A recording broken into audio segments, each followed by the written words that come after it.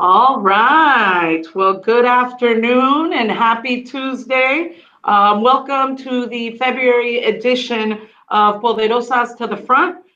Today, we're going to be discussing combating anti-Blackness in the Latinx community. We've got an amazing group of folks here to have this great conversation with. We've got Carmen Mojica, who is a certified professional midwife. Here with me, I have Omilani, who is a filmmaker, a scholar, an entertainer, and founder of Latinegras.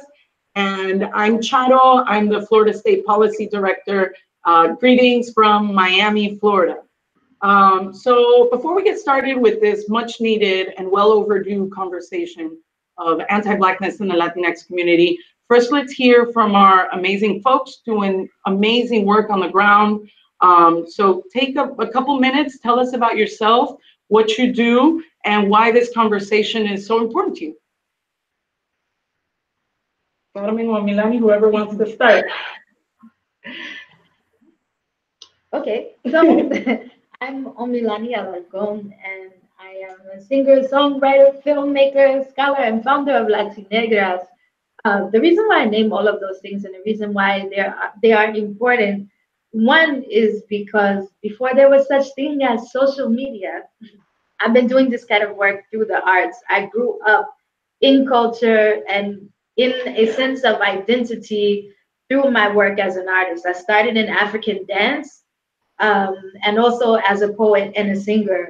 And the company that I was with doing the African dance, we had to learn culture. We had to take on African names. We had to embrace everything that was about us. But now that I'm getting older, I'm realizing it wasn't just like identity and culture, but I realized I grew up in a Pan-African setting.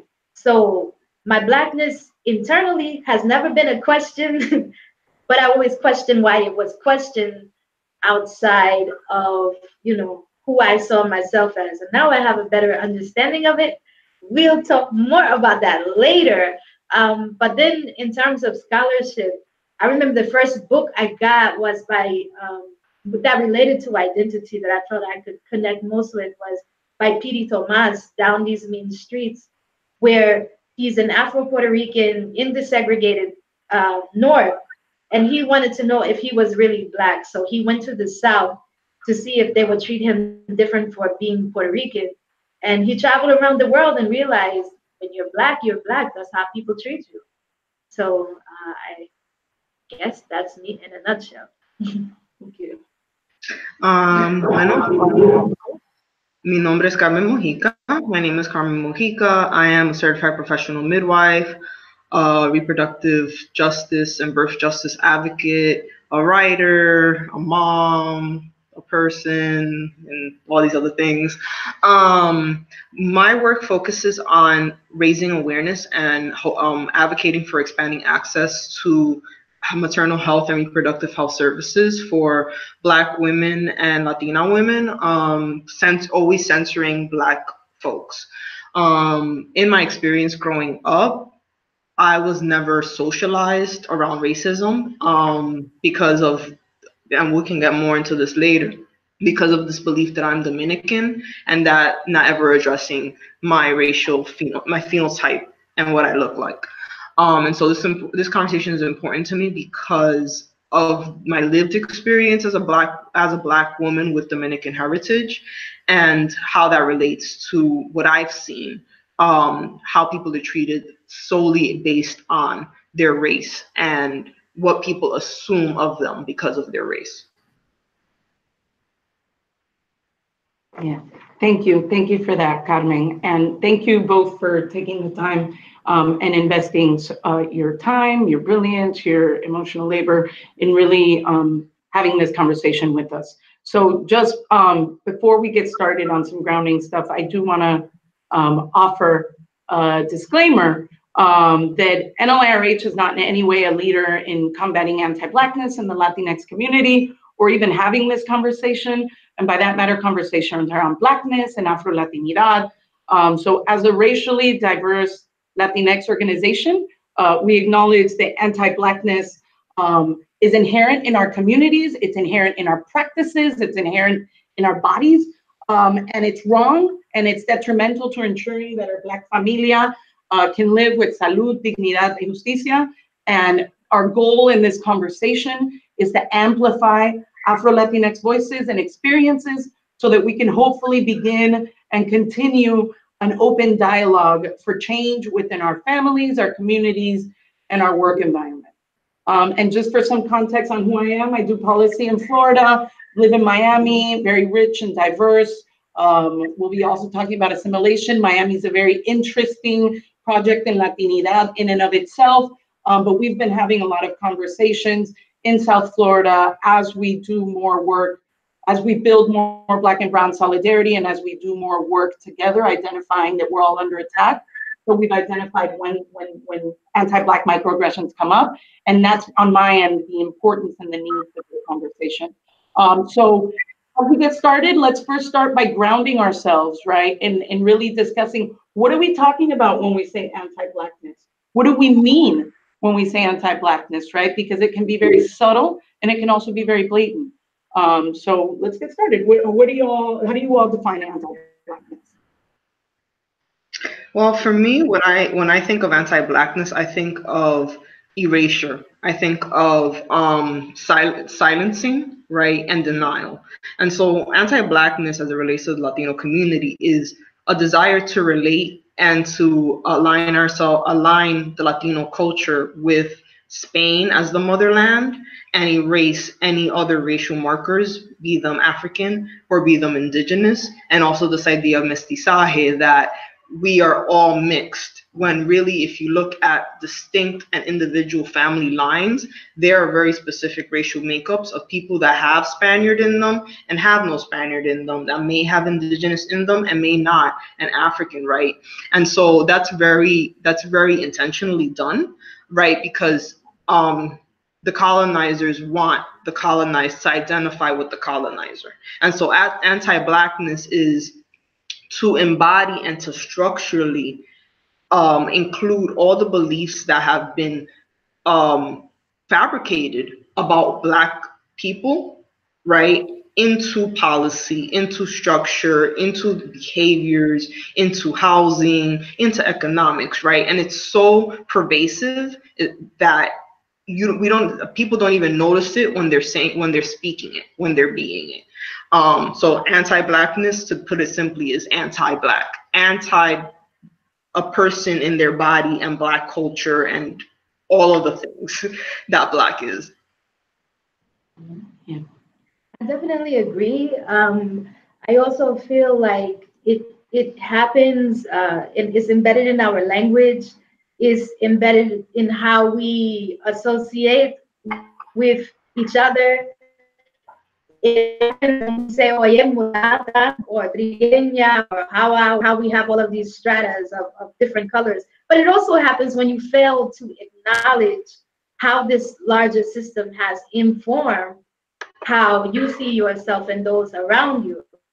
It is the failure to have the conversation. It is when I go to the grocery store and the person with straighter hair than me and lighter skin than me, you speak to them in Spanish, and even if I speak to you in Spanish, you speak back to me in English. It is asking me how I know how to pronounce my last name, or where I learned Spanish, or when I acknowledge my Latinidad, telling me, oh, I just thought you were Black. Like all of those things are anti-Black to me. Yeah, it sounds like it's a lot about ridding of the complexity of all of these identities. Right? I heard it's the failure to have the conversation is inherently anti-Blackness, right? The resistance, right? The lack of healing and of engaging ourselves and being like, what does it mean if we're inherently anti-Black? Also, having such a racially diverse culture and heritage, and how sad it is that we only uplift and celebrate these that have assimilated, like you said, Carmen, into like this colonial Spanish way of being, and also to uplift, before we go on, the privilege in the racial ambiguity that some culturally diverse Latinx folks who are non-Black, get to benefit from. Yeah, so as we go on, I know that you wanted to really center us with some stuff, Carmen. Yeah. So to be transparent as I was with Charo, when we first communicated, I was surprised when NLIRH reached out to me to do this conversation, because over the years since the existence of the organization, I have not felt an affinity to the organization, even having myself Dominican heritage, which would categorize me as Latina. And so I agreed to do this conversation because I think it's needed.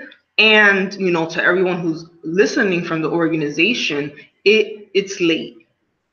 That it's really late that this organization is having this conversation, because I, as an Afro-Latina, or as a black person, don't associate nor feel seen in this organization that I'm on the call for.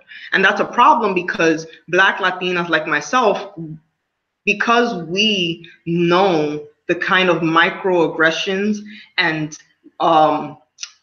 things that Latinas who are light skinned or deny the blackness within them will say to someone that is phenotypically black, I would have not recommended this organization to Black Latinas as a like conscious and subconscious of like, I don't know if you're going to be safe there, right? And so I just want to name that, right, in so that we can be completely transparent. And like when we go on with this conversation and we talk about solutions, like what does it mean for NLIRH to commit to this conversation from the top, right, from the admin point of view, right, through representation, and to really understand that by defining yourself as just a Latina organization and not including Black individuals, maybe sporadically, that you're not speaking for all Latinas, right? And that you're still associating with white supremacist ways of identifying by not being inclusive or censoring, right? And then when you are, you know, this conversation, right, Black women are doing the labor. Right, it's a late conversation, and Black women are on this call doing the labor, you know, and we've agreed to do it for our own personal reasons. And then in the future, how do you make sure that Black women are compensated for doing this work that Latinos and Latinas with light skin can't bring themselves to do because they're uncomfortable, or because it would cause some type of discomfort with people that are comfortable with how NLIRH and other organizations that are Latino and health related benefit from, right? And that even I know that like the organization does work around immigration and talks about immigration, there are Black Latino immigrants, right, that are also affected, but by consciously or unconsciously not naming Blackness, right, and naming these ethnic and cultural roots, we're perpetuating the myth that we have in the United States, that Latino only means Mexican, that it only means Central American, and that there's not a diverse group of people that are going through things, right? One more thing, and then we can move on. There's this article that talks about ignoring Afro-Latino health, in that even within Latinidad, we talk about this Latino paradox of health, that Latinos seem to be always doing slightly better than African Americans, right, health-wise, but it doesn't account for when you're Black and you have Latino heritage, you're still worse off. It doesn't matter that I speak Spanish. If I walk into a healthcare facility, I'm Black. Them finding out that I have Dominican heritage does nothing. And so I invite the entire organization to sit in the discomfort of it having to come down to Black History Month, right? So to have Afro-Latinas doing this work out of the goodness of their hearts, and knowing that they're coming on here doing this heavy lift, right, in buena fe, but that there hasn't been a commitment on the side of the organization.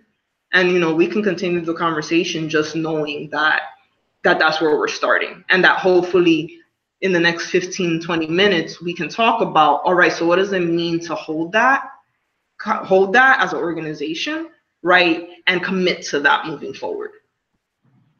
Yeah. Mm-hmm. No, she said it. What else can I say? Like, right. I'm here like, yeah. Right. Like, me too. No, me too. And this is key, that this is how we start the conversation, because everything you're saying is absolutely true, right? So I hear, one, you're right. It's sad that the lack of representation means that we don't uplift or center Black Latinas voices as much as we should, or as much as our culture deserves, or as much as we should be doing. And it's sad that we are relying on that. When we are uplifting those voices, it is, teach us, right? Let us, your brilliance, please educate us, right? And then at that moment, right, that it becomes an expenditure of your emotional labor, right? And then that it's not rewarded financially, right? So that is sad. And I also hear the bit about Black History Month, right? We want to join and celebrate Black excellence and Afro-Latinidad excellence.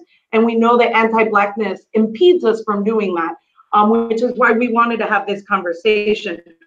But we shouldn't just have Black women voices centered talking about Blackness and Afro-Latinidad, and it should definitely not only be on Black History Month. So I hear you, and I echo that, and that brings me to the bit about commitment, right? So I know that an org is, made up of its leaders, and it's also made up of all the pieces, the dozens of people that are in that org. And I can tell you that we are having these conversations. We know that as racially diverse and a lot of racially ambiguous Latinx folks, we know that we have a lot of anti-Blackness to dismantle. We have a lot of, before we've been into the dismantling place, we need to have these conversations so then we can shift into how we can be pro-Black. But I will tell you that there is that demand, that desire, that conversation is being had, and that demand is being made by the parts of the organization. Because if we do want to be a leading voice for Latinx folks in a framework that was built by the brilliance of Black women, then we definitely need to have the language and the resilience to be able to have these conversations. And then I also heard the bit about, right, Latinidad is complicated, and Blackness is complicated, and then it's not, right? Because the disproportionate impacts are felt mostly, right, by folks in the margin who tend to be Blacker, right? So also just calling out that it is complex, and then it's also just very simple, right? Baseline, anti-Blackness is rampant in our communities. And then also just wanted to echo about the representation bit, right? What can our commitment be to, in the very least, uplift more representation, which I'm sure you're going to be getting into as an artist. And also because it's our duty, especially as we do immigration, right? Black immigrants, be they Latinx or not, are disproportionately impacted by policing and all these anti-immigrant policies. So yeah, it is our duty and our responsibility to be well-versed in this conversation and to have this conversation boldly. So I appreciate you uplifting me doing that, and leading with love and compassion, and having these hard conversations with our Latinx siblings. So thank you for that, Carmen. So let's dive in, right? So what are these ways in which anti-Blackness shows up every day in our lives, in our communities, in our organizations, in our work? Okay. Like what is on my mind right now is that it takes all kinds of accountability. And in recent time, my eyes have been open wide. I spent some time in Colombia with Afro-Latino organizations out there. It opened my eyes in a different way. So I was saying before that I grew up Pan-African, and I grew up in a kind of Pan-Africanism where Stokely Carmichael was just as Black as Adam Clayton Powell. And so I saw myself in that paradigm, and I used to be offended or angry when people didn't accept my Blackness as the same as somebody else's Blackness. But now I'm starting to acknowledge and realize that even with me wearing African clothes or something like that, there are spaces that I will get treated differently. People will receive me differently than my same sister with darker skin and with a different texture hair, things like that. I think that people have to own their privilege. People have to own the things they have access to. You know, I realized that how I grew up also influences how I interpret Blackness and how I function in different factions of society. You know, I'm Ivy League educated, that I've had international education. Those things affect how I deal with my community. And so I'm about owning that and also knowing when to step aside and say there is another voice that needs to be uplifted. So me as a filmmaker, I have the vehicle to be able to give visibility. Now, some interesting things have been happening as I've been doing, as I switch from documentary to narrative film. So, for example, my latest film, I did a casting for it. I put on the casting that I was searching for an Afro-Latina and all of the characteristics, you know, everything said Black. And the only people who were coming into the casting were white, like straight hair, like, you know, like just very Caucasian. And I'm like, you know, what do? I had to go to 3 different cities in order to get the person I was looking for. So, I mean, I encounter things in my art and stuff like that. So, you know, that's how I feel about it. So when I think about anti-Blackness in the Latino community and how that shows up, it's definitely in media, right, and representation. Like, not all of us look like J-Lo, not all of us look like Sofia Vergara, right? And even someone who is phenotypically Black, right, inescapably Black, as the article from Maya, forgot her last name, but being, you cannot escape your Blackness, right? Even the denial from ourselves, right? Because I had to come to a place where I could call myself Black, right? Because it wasn't just being Black, but everything that Blackness in the United States means, right? All the stereotypes that Black means, you know, all the things that we think, oh, if you're Black, you're a gangster, you're a criminal, you're a welfare queen, right? All the things that we've been taught that Blackness is. And then our communities believe those things, right? And so to be anti-Black is to want to separate yourself and not want to be those things that you believed and that you witnessed while you're in the same community, suffering from the same disparities, right? And then there's this other piece of, I'm Latino, I'm Black, when Latino's a culture. It's not a race, right? And so I think that wanting to hold on to this identity, right, of being Latino and saying I'm Dominican, I'm Puerto Rican, I'm whatever it is, you know, I'm not Black.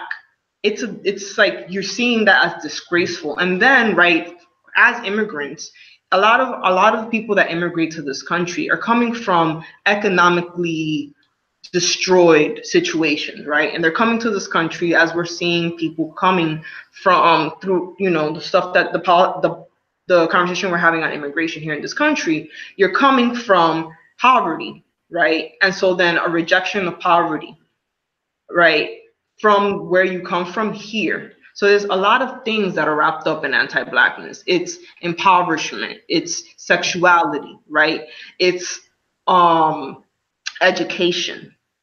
And so many, even like I speak as a Dominican, a lot of Dominicans that I know are darker skinned, and they maybe in the Dominican Republic, at least from personal experience, I cannot speak for everyone, you're coming from a place where it has those conditions. You come to the United States and you're in the same conditions, but you're better than those conditions. And so you see people here in the United States that are in worse conditions, but it's constantly the separation of wanting to get away from what Black has encompassed itself to be. It also is wanting to straighten your hair, wanting to change your nose, right? Wanting to embrace these beautiful things that are markers of Blackness, but not call them Black, call them Latino, right? That you want to be lighter skin, you want to use lightening creams, right?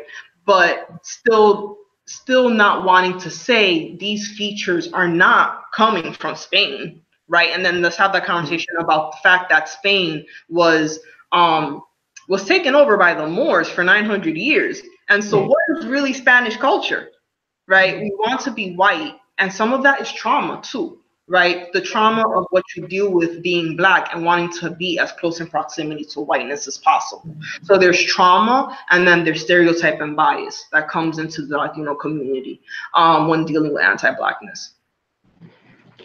But all of it has a similar root, which is white supremacy, and it has been done all over the world, you know, and it has affected how we see each other, how we see our connection or disconnection to each other too. In recent times, especially with Amara La Negra being more outspoken, we see how disconnected diaspora is in terms of understanding what diaspora is. That, you know, I know it kind of is like a brush over, but some people say that the difference between all of us is one boat stop. I mean, I don't necessarily like the analogy for the boat stop, but it is that we were forced into becoming a diaspora. We did not become Black until enslavement. Before, we were Yoruba, Mande, Wolof, you know, whatever our particular tribe was. But this system of racial superiority is what made us have to identify and join in different groups. And that suppression is still affecting us today. And in my film, Latinegras, I talked about how a root of it is the Haitian Revolution, because it sent a lot of people into fear. And that's why they changed these racial structures so that we have all of these strengths, but it's not enough time to get into that. And one more thing before we move on. I know that we're running out of time, but then, you know, I said that Latinos are culture, but what is the Latino culture, right? We look at all the different aspects. We look at salsa, merengue, bachata. All of those things are very African, right? We look at our foods. A lot of these foods can be found on the continent of Africa, and also the indigenous element, right? Of the words like conuco, y huracán, right? So what does it actually mean to be Latino? Really, that's, again, another identity that was created, a culture that was created and given this name to identify with the colonizer. But if you look very, very closely at our culture, it's not Spaniard. It's everything but that, right? And so like that in and of itself, dismantling what it is that the Latino culture really is and separating it for what it is. It is Black, it is indigenous, it is all of the cultures and tribes and nations that Omilani mentioned, right? What is Latinidad? Latinidad is just what Blackness and indigeneity painted with a white face. Y ya, eso es lo que es. Right. And that what is Latinidad, right? It's a complicated question because I was born and raised in Panama and I didn't identify as Latina till I moved to this country because I was lumped in with other people who were from Latin America and the Caribbean of Spanish speaking descent, right? So like, what does it mean? Like we talked about that earlier. And then coming into this context as immigrants, right? For those of us who are immigrants or you know, our immigrant narrative, we come into this country where we're bringing in our own, you know, anti-Blackness that's rooted. We talk a lot about pelo malo. We talk a lot about the anti-Blackness, how it shows up in our countries, right? In that context, we bring that.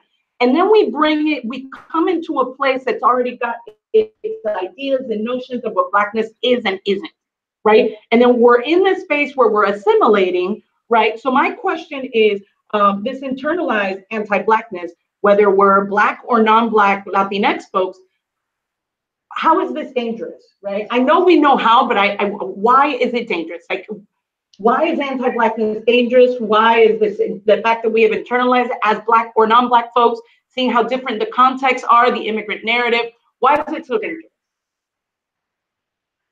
Okay. I mean, I could go. It's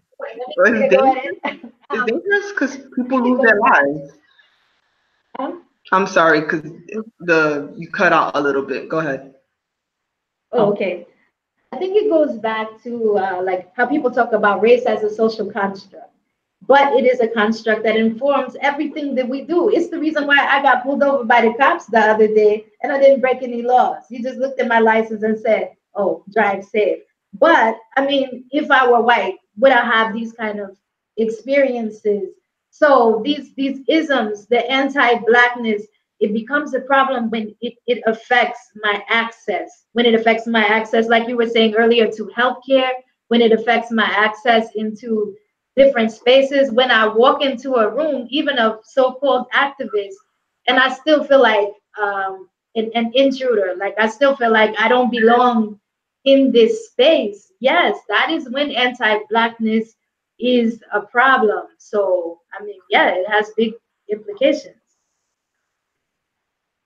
It affects us not only just access wise, but then we don't, at the end of the day, as I get older and do stuff with healthcare, I realize the power that policy has, and what happens when you write policy and what that looks like later on, and laws and all these other things, which is why we have reproductive justice and all these justice pieces. When we don't recognize anti-blackness in the Latino culture, people are written out of policy and not recognized, right? And so when you write a policy for Latinos, you're only writing them for people who fit that image. And so people like from Honduras, la gente de la Garifuna, those are very Black people, right? And so they come to this country, there's a policy written for Latino people, but they don't present that way, right? We're not part of those conversations. We're not at the table discussing our very nuanced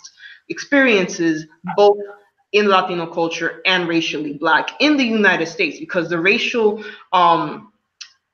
conversation out of this country looks slightly different. But when you're here, it's Black and white, right? And so when policies don't include people that look like me, when organizations don't look and do not look out for people like me and are able to have conversations around intersectionality, it affects our health, right? When a Latino person can watch somebody on the news who's African American being shot or being hurt or being killed in any setting and be like, that's not me, and separate themselves so far away, even being dark themselves, that means that's one less group fighting for the human rights of everybody else, and then they come for us, right? It's like that poem, right? Like, just because they're not coming for you right now doesn't mean they're not going to come for you later, and that you're not going to have a rude shock and awakening that eventually it's going to happen very soon to you, right? And so like, as the more that this anti-Blackness separates us, because of you're just a little like lighter, your hair is just a little less curled and like coarse, we're letting the colonizer still divide us. And that's what anti-Blackness does. You think you're better than Black people, and really we are all the same. And there's this white racist supremacist economically capitalist based system that we're all the same. We're all the same. We may have different experiences, but we're all suffering from the same oppressions, right? And so anti-Blackness literally threatens our life. Yeah, that's yes, beautiful. And anti-Blackness is dangerous because people die, right? Yeah. Because of disproportionate health outcomes. It's over targeting because of policing, right? Also the shame of being true to ourselves, not being able to live a full life because your identity has now been divided, right? The misrepresentation that we're doing of our heritage and of our culture, as a non-Black person of color, right? The denial of being able to celebrate such a beautiful part of our heritage and our roots. And also just want to put it out there, right? As a non-Black Latina, right? Our proximity to Blackness, right? Our immigrant experience and our brownness does not exempt us or does not keep us from being anti-Black. And we are, by virtue of being anti-Blackness and not engaging and dismantling it, we are being violent towards Black folks, Black Latinx folks, Black Caribbean folks, all the Black folks. So yeah, thank you for that. So I know that we've gone over on time because this is, yes, this conversation is worthy of a lot more time, right? So if we can briefly, what can non-Black folks of color, non-Black Latinx folks, right? What can they be doing? What should they be doing? And I know that's a lot, right?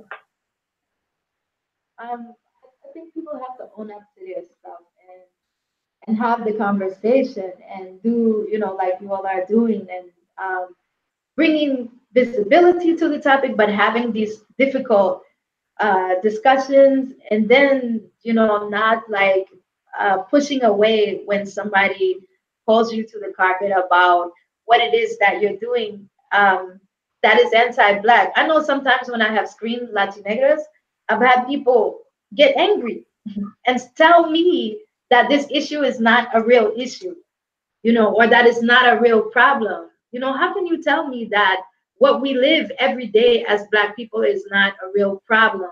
So don't further invisibilize me by telling me that what bothers me, what troubles me, and what alienates me is not a real issue. So I think people have to own what they bring to the table, but then also be open to hearing. And I also think in the future it would be good to have the facilitation of these discussions to be led by Black people, Black women, organized from, you know, the mind and the passion of us, because we know what our issues are and how they should be presented, you know. I think to my biggest one of my biggest recommendations is that people who are not phenotypically Black, use your privilege. Use your privilege to make space for the voices that are not there, and to move out of the way, like to decenter yourself, right? And in the space, and when you can't move out of the way and put a Black person in that position, call it out constantly. Make sure that if you're in charge of writing policy or writing rules or writing regulations, that you're finding ways to make sure that those people that are not represented. Hire consultants that are Black, Afro-Latinas, and pay them what they're worth. And also make sure that when people get uncomfortable in that room, that you are making sure that that person doesn't silence that consultant. And follow up with and take those recommendations seriously, right? And make a commitment. And then if there are Afro-Latinas that are hired to your organization, and you see that there's a trend that they don't stay, don't question that person. Question what is happening in the organization that doesn't make them feel safe, right? And then having continuous implicit bias trainings, not just one cultural competent workshop taller, like, all right, check, we did that. No, like this is ongoing. You have to have one like once a month, once a quarter, and pay people.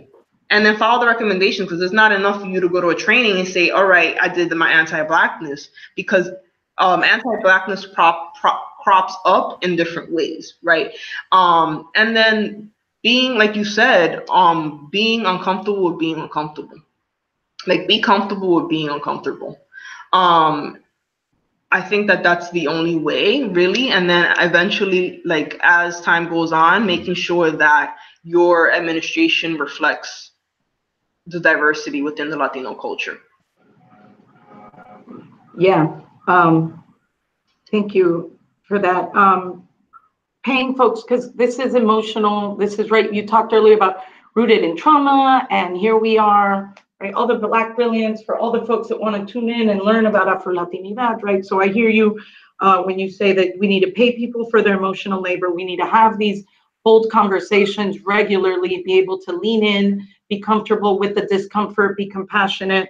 And yeah, a metric of that in our organization should be, can we sustain Black leadership? Can we sustain Black brilliance? And if we can't, then we got to look and evaluate why. I know that I am committed to, with our families, right, with our tío, with our abuelita, the work isn't just us and out there with the world, whoever's watching, but in our own homes, and the people that we see every single day that say messed up stuff, right? Being able to have that conversation.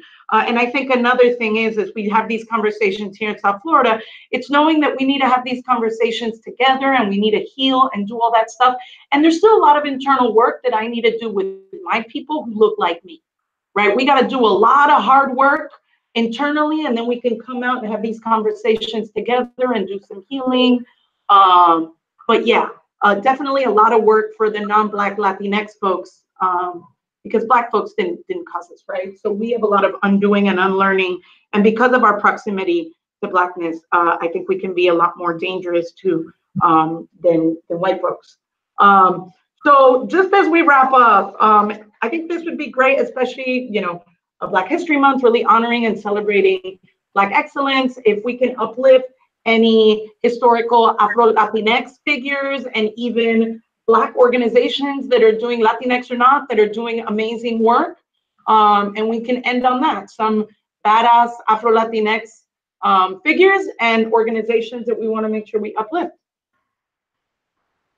The first person that, I mean, tons of them come to mind, but I really just like have been meditating a lot on the work of Dr. Marta Moreno Vega. She's done amazing work professionally and personally, and especially in culturally, and how embracing and healing and uplifting Blackness can really be healing, right? And all the aspects of Blackness, not just skin tone, but culture. So I really want to uplift her and the Caribbean Culture Center.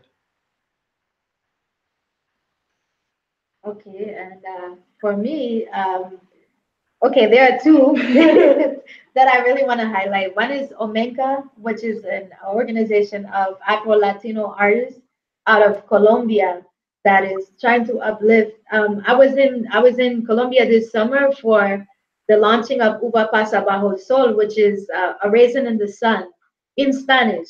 But it was launched in 2018. That was the first time in the history of the National Theater of Colombia that they ever had a Black play, or all Black cast. So Omega is doing big work trying to like, you know, spread the importance of Afro-Latino representation, and for sure for Puerto Rico, para mi gente boricua, La Casa del Poeta in Guayama, and Nora Cruz, she has with her own hands built this amazing house of poets and bomba singers where they come, like she is building community in such an amazing way. So these two organizations, I think, they don't have a big social media presence, but they have a huge presence on the community. Yeah. Thank you for sharing, y'all. In this conversation, this anti-Blackness runs deep in our folks and community, and we hide it if we don't name it. So I'm very grateful to y'all for sharing your brilliance for free with us, and really giving your time and investing in us in this way.